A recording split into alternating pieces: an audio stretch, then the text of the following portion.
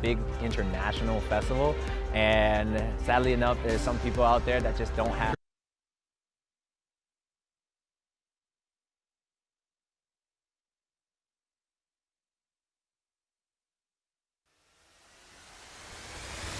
Tonight on NewsVision, it's Music Week here in Miami, and the university is making sure students stay safe during the 3-day Ultra event. Ultra is a big international festival, and sadly enough, there's some people out there that just don't have the greatest intentions. Plus, the University of Miami club hockey team is a national champion, who will take you to the campus celebration for the big victory. We wouldn't be playing hockey if it wasn't for him. And later on, there may not be a pot of gold at the end of the rainbow, but there are golden retrievers, and a lot of them. As it turned out, I think that it was really, really good. The dogs have, a part that is for enjoyment, and then the humans can have a little bit learning. These stories and a lot more on tonight's episode of NewsVision. It starts right now.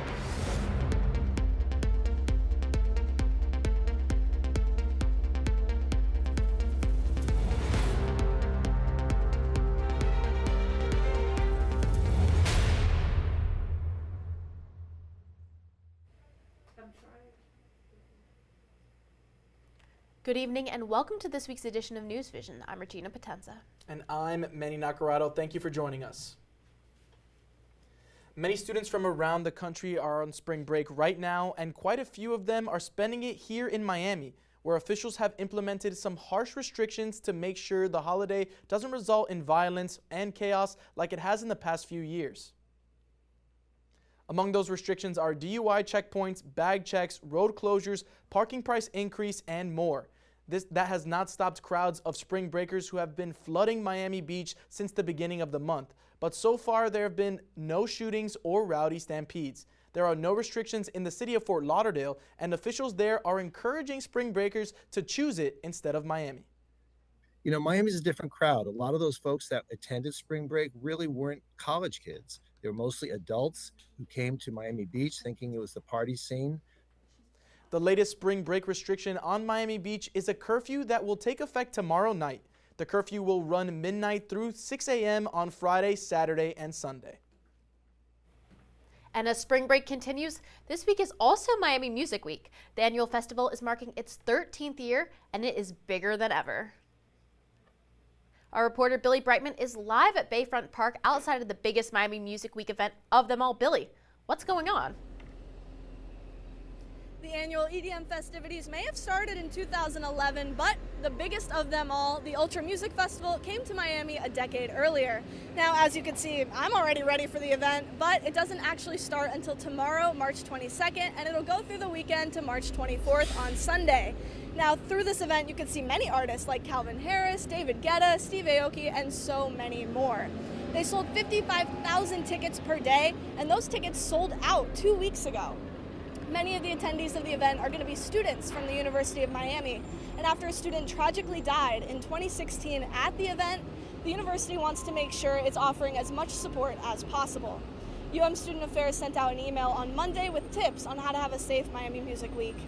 These tips include keeping an eye out for on-site support staff such as police officers and first responders, travel in groups because there is safety in numbers. Keep your valuable items at home. At such a packed event, the security of your items is not guaranteed. Avoid experimenting with substances. Do not take any substances from anyone you do not know, and do not try mixing drugs and alcohol. Finally, if you see something, say something. Do not hesitate to help somebody if they are in need of it. And speaking of helping somebody, naloxone nasal spray, also known as Narcan, is just one of many life-saving substances for somebody who might be having an overdose. It can be found at convenience stores and even locations around the University of Miami itself. Now, if you want to join me at the event this weekend, make sure you keep these tips in mind, but most importantly, have fun, enjoy Miami Music Week, enjoy this long-time Miami tradition. Live at Bayfront Park, Billy Brightman, UMTV. Thanks, Billy. And the University of Miami is taking extra measures to make sure students are safe while enjoying Ultra. The Sandler Center here on campus hosted a pop-up on Tuesday with safety tips for students.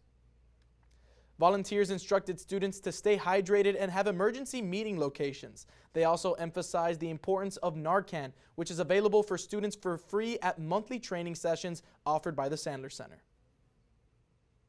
international festival, and sadly enough, there's some people out there that just don't have the greatest intentions. So going into the festival with people that you are comfortable with and trust, and having a designated meeting spot is really good and keeping the UM community together. If you are planning on attending Ultra this weekend, make sure to follow these useful tips to make the most out of your weekend. And as always, remember to be responsible and look out for your friends. One University of Miami student is turning his childhood passion into a successful side hustle, all while helping many UM students stay well-fed far from home. John Stanley has the story. Aiden Friedson is a University of Miami junior studying marketing. In October of 2023, he created a meal prep business out of his kitchen apartment and turned it into a service for other students.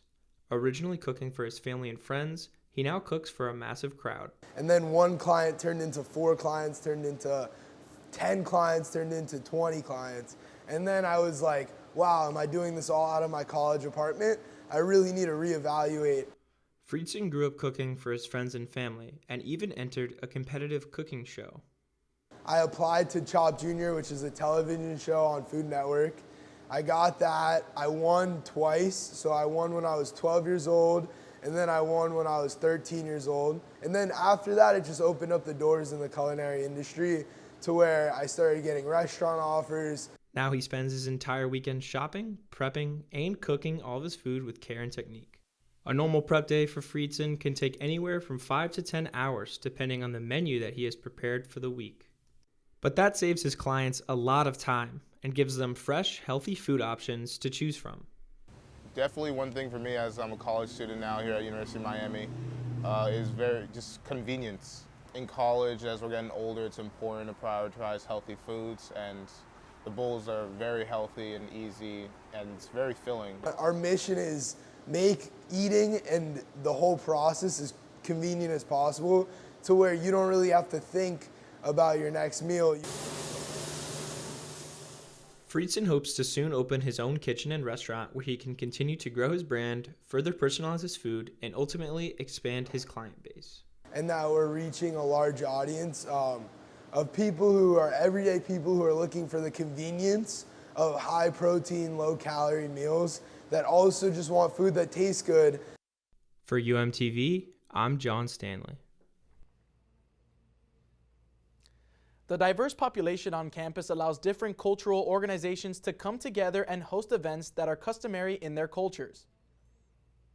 Planet Creole, the Haitian student organization on campus, collaborated with Hurricane Productions and UM Unity Roundtable to host their very first Jover on the Foot Green. Jover marks the unofficial start of Carnival in Haitian culture. Students enjoyed an inflatable obstacle course, a paint and powder bash, carnival games, food trucks, and more, while immersing themselves in a culture that may not be familiar to them. I feel like it brings people together because they can see the commonality that we have with one another. I feel like the fun could be translated through all aspects of like cultures, not just like their cultures, but other cultures, and you can see that through like the Haitian culture, like through all of our events that we put on. The carnival was a preview for Haitian Culture Week, which will take place next week. Events such as dance class and a pageant will be held across campus, and all students are welcome to attend. Close to 1/5 of the University of Miami undergraduate students are Jewish, and as part of recognizing their heritage, the university hosted a retired UM professor who brought one of the world's greatest tragedies to life. Peter Tarjan is a Holocaust survivor from Hungary and a retired biomedical engineering professor at UM. In an emotional talk at the Miller Center yesterday, he recalled the harrowing journey beginning when he was separated from his parents at only 8 years old to escaping to the U.S. 21 years later. Every Holocaust survivor has a duty to make sure that their story lives on and passes on and becomes part of the world history. His new book, titled Hungarian Patchwork, gives a new glimpse at global anti-Semitism. Tarjan says he hopes his story helps keep the memory of the Holocaust alive. Time for a short break now. When NewsVision returns, we'll tell you why hundreds of Americans are trying to flee the nation of Haiti. We'll be right back. I'm an ex-drug dealer, and I'll be your sub today.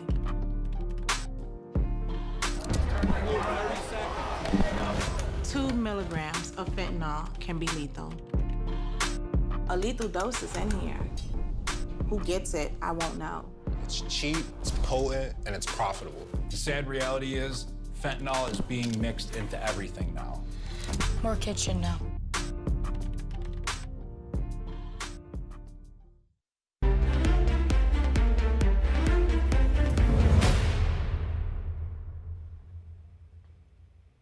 The U.S. Justice Department has filed a blockbuster antitrust lawsuit against Apple earlier today. The suit claims Apple monopolized the smartphone market, harming some apps, streaming services, and competing products. The long-anticipated lawsuit comes after years of allegations by critics. They claim Apple did so with the restrictive App Store terms and high fees. They also claim Apple tightly controls how third-party tech companies interact with its products and services. The case is the Biden administration's latest effort to hold a big tech giant accountable under U.S. antitrust laws. Apple has maintained monopoly power in the smartphone market not simply by staying ahead of the competition on the merits, but by violating federal antitrust law. Apple is the last major tech giant to be sued by the federal government since the company was named in a sprawling 2020 House report. The report found Apple, Meta, Google, and Amazon hold monopoly power. Also today, lawmakers unveiled that $1.2 trillion government funding package that could avert a partial shutdown. It increases border and defense funding. Top Democrats and Republicans are trying to pass the legislation before Friday's deadline, but there are challenges ahead. Under House GOP rules, leadership typically requires 72 hours for members to review bill text before a vote. In the Senate, objection from any one senator could derail a quick vote. This funding agreement between the White House and congressional leaders is good news that comes in the nick of time.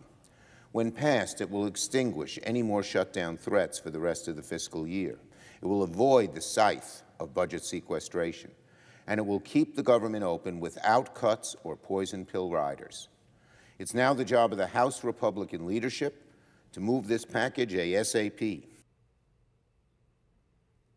If the government misses the deadline, it would likely have limited impact to government operations if funding were to be restored before the end of the week. Wars between gangs in Haiti caused tens of thousands of deaths in the country, with more than 5,000 deaths last year alone, and hundreds of Americans are now trapped in Haiti. The Caribbean nation of Haiti has been rocked by violence for the past 5 years. That led to the assassination of the president in 2021 and the resignation of the prime minister earlier this year. Without a leader, Haiti plunged deeper into chaos, and heavily armed gangs are turning the country into a war zone. The U.S. Department of State is now urging all Americans to leave the country immediately. It is not hyperbole to say that this is one of the most dire humanitarian situations in the world. Gang violence continues to make the security situation in Haiti untenable, and it is a region that demands our attention and action. But fleeing Haiti is not an easy task. The biggest hurdle was getting transportation throughout the city because many barricades, so main roads are closed off, and sometimes even side roads are closed off because of what's going on. Every neighborhood is trying to protect themselves and limit circulation, especially from outsiders. The Americans who make it to the airport need to be vetted before being granted a seat on the flights. With more than 300 Floridians trapped in Haiti when the violence broke out, Florida government officials are assuring families they are working around the clock to bring them home. I'm working from 4 a.m. to midnight every day, 20 hours a day. We have people working overnight.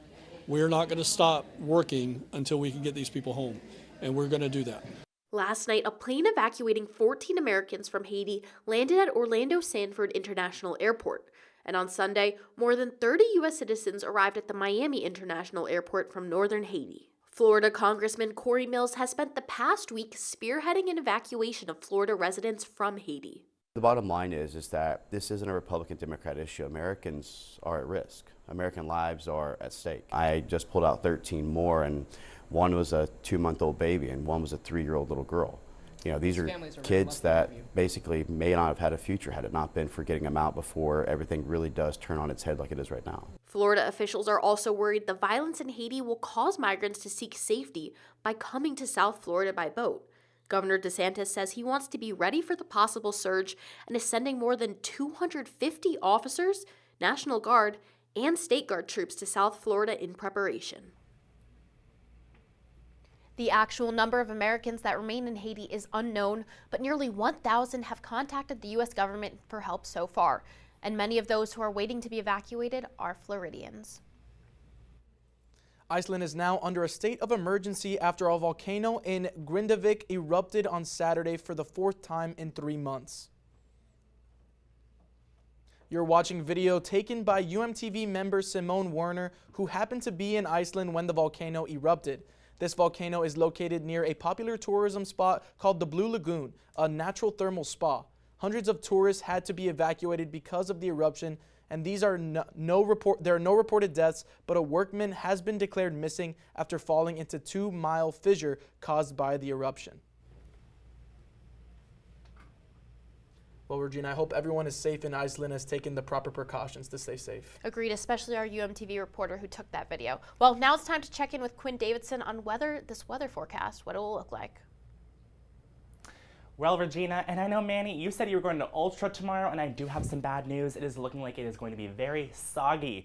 There is our storm system in the Gulf of Mexico, just exactly 686 miles away from us here in Miami, and it is looking like it is going to be a super soaker. We have a flood watch in effect for most of South Florida, with 3 to 5 inches of rain expected, with locally higher amounts possible embedded in severe thunderstorms, and we have a wind advisory along our coastlines for 20 to 25 mile per hour winds with gusts up to 40 miles per hour possible along our coasts. There is also a marginal risk of severe weather associated with these storms, where there is a chance for strong wind gusts and an isolated tornado that we cannot rule out in these storms. So the Weather Prediction Center is issuing that, along with a slight risk of excessive rainfall. So if you are in a flood-prone region, be prepared to take action in case any flooding does occur. If you are in this yellow region, we have a 15% chance of flash flooding occurring. Where's our storm? This is when it is coming in. Friday morning, we have very heavy rain situated all across South Florida and our peninsula. And this continues to stretch out throughout the entire day, especially into Ultra. So I know a lot of people are going to that music festival. It is looking like it is going to be very wet and uncomfortable. So thankfully, I didn't buy a ticket. But if you do have a ticket, be sure to bring a poncho and prepare for the worst, as those rains looking to be very heavy. Rainfall forecast amounts up to 5 inches possible in our red-prone regions on this map, and looking like a beautiful 7-day forecast. Cannot complain after this day. Pushing into next week, sunny and perfect. Thank you, Quinn. Easter is right around the corner, and this morning the Miami Lighthouse for the Blind hosted an Easter egg hunt for their young students who have audio or visual impairments. The organization in the Riverside area of downtown Miami turned its playground area into an open space with plenty of hidden eggs for all the children. Some students have slight visual or audio impairments, but for others who are entirely blind, beeping noises are used to help them find the eggs. So we're an inclusion model, and we want our students who are blind to learn from our typical peers, but we want our typical peers to be exposed to build those empathy skills and to learn how to be around kids with different needs and backgrounds. So we just saw some students that were typically sighted helping our student that was totally blind, bringing him the eggs, the beeping eggs, right? They were trying to help, so they're learning these empathy skills and how to be around kids that are different than themselves. The program partners with the Miami Police Department Bomb Squad to assemble the eggs. The hunt encourages kids to embrace each other's differences and work together. Well, the NCAA Women's Bracket Tournament tipped off last night with 2 first 4 games taking place yesterday and 2 more tonight. But for the first time since 2021, the women's tournament will not feature our very own Miami Hurricanes. Sports anchor Andrew Klein now joins us live in studio to talk about the tournament. And Andrew, were the Hurricanes expected to make the tournament this year? Well, yeah, they really were on many accordances of these experts that make these brackets. Charlie Kareem being one of them, had Miami in till the bitter end. These were his 4 number 10 seeds in the bracket. You got Middle Tennessee, Maryland, Michigan, and Miami. The one thing that Miami does not have as good as these top 3 teams is a net rating. That's huge for the committee. You got to make a lot of decisions based off the net. Miami sat at 51 in the country, below all 3 of these teams. Now you take a look at the 4 that did make it as the 10 seeds. That's these 4 right here. You got Marquette, Maryland, the Constant, UNLV, and Richmond. Miami as well, a lower net rating than 3 of these 4 teams. Richmond at 53 in the country sits right below the Hurricanes, but it's not all about the net. Miami didn't finish the season strong. They struggled down the end of the road for these Canes. Just 2 wins in their last 6 regular season games. Now, I thought the UNC game would get Miami over the hump, but the experts that run the committee did not agree. Well, with this current season in the rearview mirror, Andrew, what does the future look like for the women's Miami basketball team? Well, nobody really knows what the Hurricanes are going to look like next year because they're going to have to make a coaching change after Katie Meyer announced her retirement earlier today, something that was really unprecedented for Miami. But, you know, you got a lot of returning players for this Hurricane team and a lot in the backcourt. The leaders are going to be the same. You got Jasmine Roberts, Jalea Williams, Lachey Dwyer, Cheyenne Day Wilson, the leading scorer. And, of course, the forwards are going to be strong as well. Kyla Oldacre, Z Spearman, and Latasha Lattimore. But then you got to a new coaching staff. And of course, a lot of good recruits coming in for Miami. Number 12 recruiting class in the entire country. So that's going to make things better for the Hurricanes. But 3 of the stars that they're bringing in, all guards. So the backcourt is definitely going to be busy. It's going to be jam-packed. But hopefully Miami will be able to make an appearance in the NCAA tournament next year. And after the break, I'll bring you more on March Madness on the men's side and Katie Meyer's retirement, as well as other sports news. Stay with us.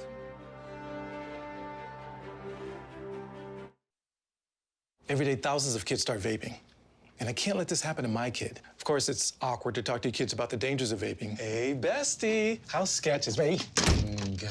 It's hard to get their attention. Ready? Go. Yes, look at that. You even turn yours over. So if you want to talk to your kids about the dangers of vaping, you have to get it trending. Right, Backpack Kid? Let's do it. First, invite your kid to do the vape talk. Let's try this. All right. Why is he here? Yeah, I gotta get it trending, honey.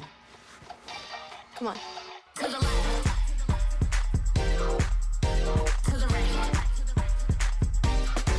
Let's go.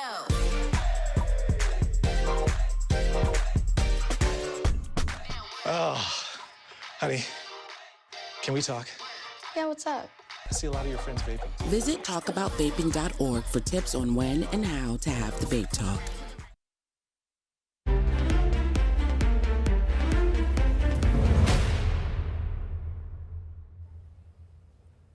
Welcome to sports. I'm Andrew Klein. It's the best day of the year because the NCAA tournament is officially underway and we've already got upsets. Let's head out to Omaha for an East Region matchup between Duquesne and BYU. Duquesne making their first appearance in the tournament since 1977, and they were ready to go. That's Day Grant, 19 to lead the way for Duquesne. There's a bucket on the right wing from Jacob Netchis. He had a good game as well. Now, BYU didn't want to go away.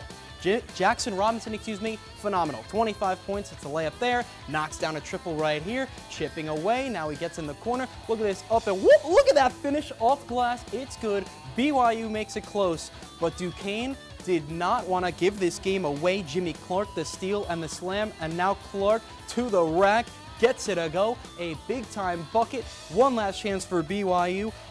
No good, and the Dukes are moving on, their first tournament win in 55 years. And as I mentioned earlier, legendary Hurricanes women's basketball coach Katie Meyer has officially announced her retirement from college basketball this afternoon. Coach Meyer spent 19 seasons here in Coral Gables, going 362 and 208 in her time with Miami. She had 4 years left on her contract. But her retirement does not mark the end of her career with these Hurricanes, as Meyer will remain with the university as a special advisor and ambassador to the athletic department. The program will now embark on a nationwide search for Meyer's replacement, with current associate head coach Fitzroy Anthony likely to be a top candidate for the position. And finally, a big shout out to the University of Miami men's hockey team that has won this year in 2024. Coach Tom Imello and the University of Miami men's hockey team brought home the College Hockey South Division III Championship Trophy with a win over Florida Southern in the championship game by a final score of 10-0. The championship win comes just a year after the team finished with a record of 117-1.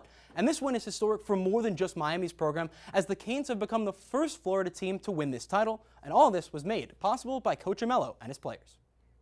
We wouldn't be playing hockey if it wasn't for him. He does so much for us. The program was, on the edge of getting, completely dismantled, and then he came in and decided to take the reins, and it's just been uphill ever since. Coach Imello and the team celebrated their victory today earlier at the Lakeside Patio stage. The team gave away t-shirts and free pizza. Both players and coaches got a chance to speak to the student body about their incredible season and winning Miami's first hockey national championship. Regina?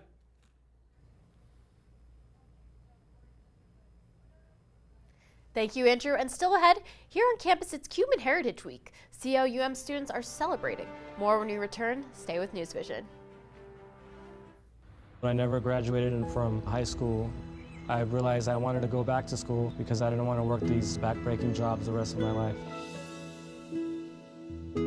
With the help of my father and having my son, that was all the motivation that I needed to come back to school. I felt accomplished, made me feel that I could take on whatever challenges life throws at you. Find free adult education classes near you at finishyourdiploma.org.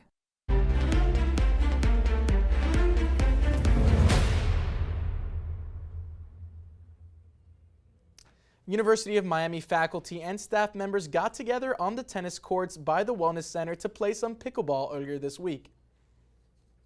The event, called Pickleball 101, was organized by the LGBTQ Faculty and Staff Network and gave participants a chance to learn how to play. Those with no experience had to start with the basic rules and skills and work their way up with the help of an experienced instructor. I've actually never taught pickleball before. I've just started picking it up on my own, and just to see everybody progress in the course of an hour from not even be able to make contact with the ball to actually hitting it and having some good rallies. It was extremely rewarding. Hope we get to do it again. This is one of several events that Employee Resource Group plans on running through the rest of the semester to create a culture of belonging in all faculty and staff. The next event is a book talk on March 25th at the Books and Books in Coral Gables. At the University of Miami, more than 30% of students are Hispanic, and one student organization on campus makes sure all Hispanic students feel welcome. Federación Estudiantes Cubanos, or FEC for short, provides a home for Cuban Americans at the University of Miami. And throughout this week, the organization is marking Week of Cuban Culture with various events and happenings every day. Just to come on campus and see my identity so represented was so important to me, and just to have a group of individuals that, whether Cuban or not, are just there to educate and to celebrate that community and all of those that come towards us, and just to see that they accept everybody with open arms. To me, that was really important, and I think was one of the things that made me feel at home here at school. FEC's Week of Cuban Culture used to only be a day of culture. This event changed into a week-long event when the mayor of Miami granted FEC a certification recognizing the University of Miami Cuban Culture celebrations. And over the weekend, we celebrated another holiday, St. Patrick's Day. It's associated with leprechauns, which are common characters in Irish folklore. And I heard that Ryan Marshall went searching for the magical beings on St. Patrick's Day. Ryan, can you tell us what you saw?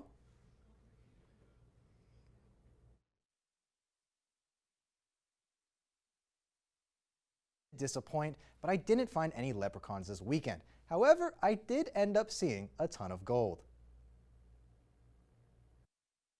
Sunday at the pet boarding facility Pet Squire actually turned into the cutest St. Patrick's Day party in Miami.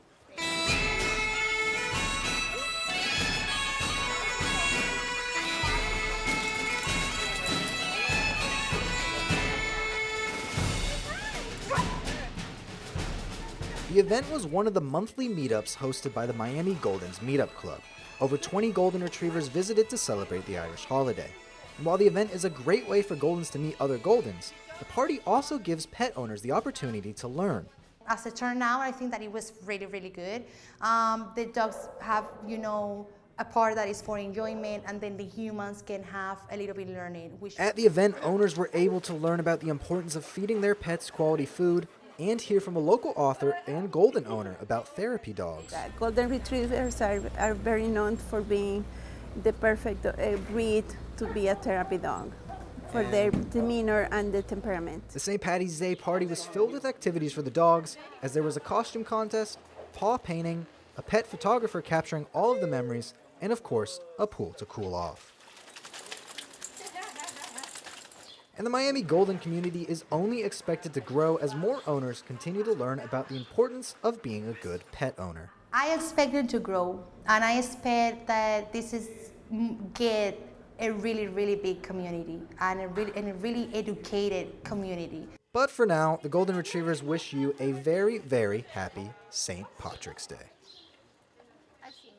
Alejandra pays for these monthly events completely out of her own pocket, and they're completely free to attend. So if you have a Golden Retriever and would like to attend a future event, you can find out more information on Instagram at Miami Golden's Meetups Club. Reporting for UMTV, I'm Ryan Marshall. Thank you, Ryan. And speaking of cute animals, 2 orphan baby otters at the Minnesota Zoo have graduated from bottle feeding to eating foods like clams, mussels, and shrimp. 6-month-old Nuka and 9-month-old Denali first appeared back at the Minnesota Zoo back in October and have grown fast, gaining just under 20 pounds since they were rescued in Alaska. For months, trainers have provided 24-hour care for the 2 pups, and thankfully, it went perfectly, as they are now joining 3 other male sea otters at their new home at the zoo. Oh, Manny, those otters are absolutely adorable. Yeah, and I'm glad they were finally found a home at the Minnesota Zoo. I'm sure those other otters were happy to see them. Much agreed. But that's all the time we have for you guys today. Thank you for joining us on NewsVision. We'll be back at the same time next week. Have a good night.